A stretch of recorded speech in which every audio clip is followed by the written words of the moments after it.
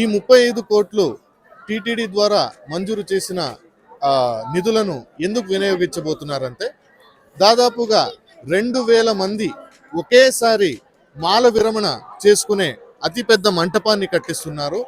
దానితో పాటు 97 గదులు నిర్మిస్తున్నారు.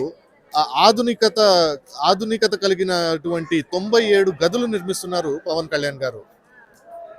కళ్యాణ్ గారు ముఖ్యమంత్రి వర్యులు చంద్రబాబు నాయుడు గారితో చర్చించి టీటీడీ ద్వారా 35 కోట్లు మంజూరు చేసి ఈ రోజు అంటే జనవరి 3వ తారీఖు ఆంజనేయ స్వామికి అత్యంత ఇష్టమైన వారం శనివారం, భక్తులకు ఇష్టమైనటువంటి వారం శనివారం ఇక్కడ వచ్చి ఆంజనేయ స్వామి వారి దర్శనం చేసుకొని ఈ రోజు వారు ప్రారంభించబోతున్నారు.